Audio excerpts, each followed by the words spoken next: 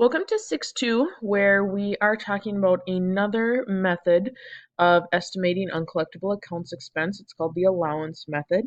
And then we're also going to write off an account receivable and then account for the collection of an account receivable that was written off.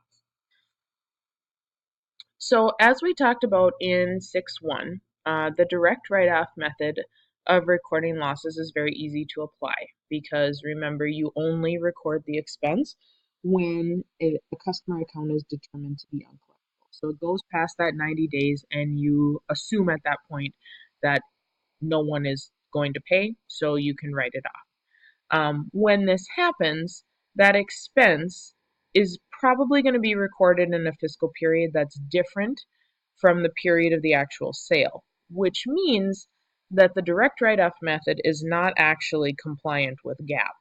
It does not follow the accounting concept, which we have come to know so well as matching expenses with revenue. So the direct write-off method is technically not GAAP friendly.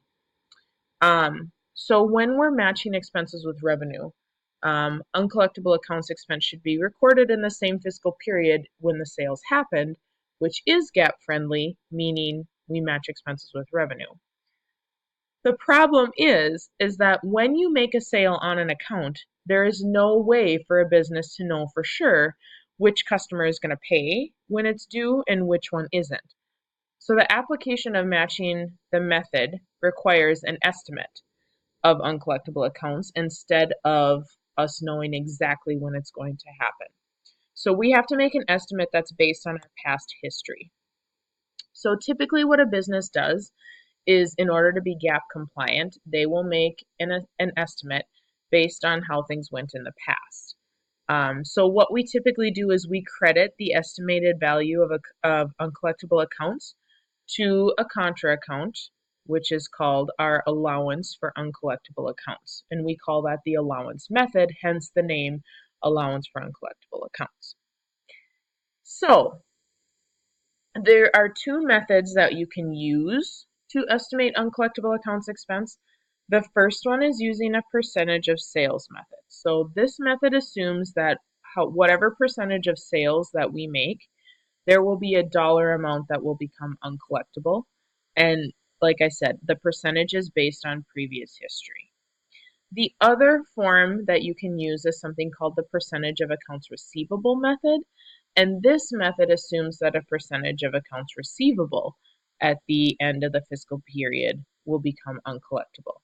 Now, regardless of whatever method you use here, the sales method or the accounts receivable method, that estimated amount is still always going to be charged to uncollectible account expense. Always. And then, of course, you can always find our balance of accounts receivable by taking our asset and its related contra account, which would be the allowance for uncollectible accounts. And the difference between those two is going to give us the book value of accounts receivable. So when we do an adjustment using the percentage of sales method, all we do is we take our net sales amount and then we times that by an estimated percentage that we believe is going to be uncollectible. Now, again, that percentage is going to be based on past history. So you do have to have a little bit of history as a business in order for you to be able to make that estimate as accurate as possible.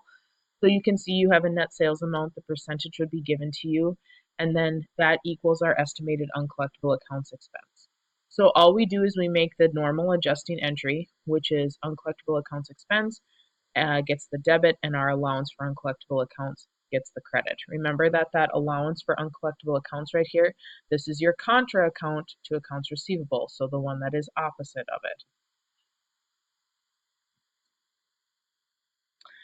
Now, that second method that we talked about was the percentage of accounts receivable, and this one requires us to do an aging of accounts receivable, which means we look at each one of our customer accounts and we analyze the accounts receivable according to when they're actually due. So you can see that we have account balances for each of our customers, and then we break it down. So our first one is Anderson Stores, and they have $3,670.92 in their account. Current, which means that it's not due yet, is $2,184. And then they also have a balance of that $1,048.31 that's past due of 1 to 30 days. And that's how you break it down. Some people like Vance over here. Vance only has the one $495.31. You can see that's over 90 days past due. So if they only have one balance out there, then their account balance is the same. Now we total all of those, our current 1 to 30 days, 31 to 60, and so on and so forth. And then these percentages again are based on past history. So we believe that of our current accounts receivable, 2% will be uncollectible. Once it goes 1 to 30, we believe 5% of that will be uncollectible, 10%, 40%, 80%. So the longer it goes past due, the larger the percentages. So once we have that analyzed, this should look rather familiar here. We've done this one before. We have a total of what we believe is going to be uncollectible.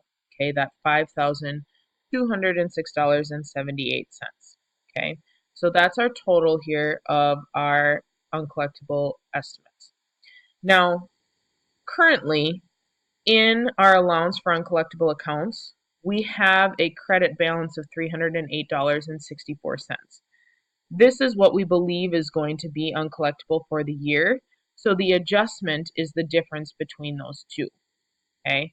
Please note that there is always an opportunity that the allowance for uncollectible accounts could have a debit balance. Now, if that's the case, then you need to make sure that you add the current balance instead of subtracting, because we need to get to this number, okay? And so in order to get there, we're going to have to add those two together. That could happen. Just make sure that you read carefully in your instructions. Now, if we are going to write off an uncollectible account, it still looks the same. The only thing that you need to remember is that an uncollectible accounts expense is not affected by this entry because we are actually taking it out of that contra account, our allowance for uncollectible accounts. You can see that here. Okay. And so what happens is when they determine that an account is going to be uncollectible, if you remember that Vance Corporation was way past 90 days, that 495.31. So what happens is we take it out of our contra account, the allowance for uncollectible accounts, and then we also credit it out of our accounts receivable and our Vance Corporation. You can see that in a T account, and if it were in your general ledger, typically you would write off or written off so that we know that that account, that person has not paid us. And then if we actually collect from them, the difference here is that our allowance for uncollectible accounts, we need to put it back into there. So you will see that we reopen same way that we did before. It's just the flip-flop of this transaction. Okay, so where we debited allowance for uncollectible accounts, we credit it, and then accounts receivable and Vance Corporation gets the debit. So we're just reopening this account, and then we also record the receipt of cash there in our second transaction. You can see Vance Corporation gets the credit, and of course the cash is debited. So we'll head over to 6.2 and do our work together.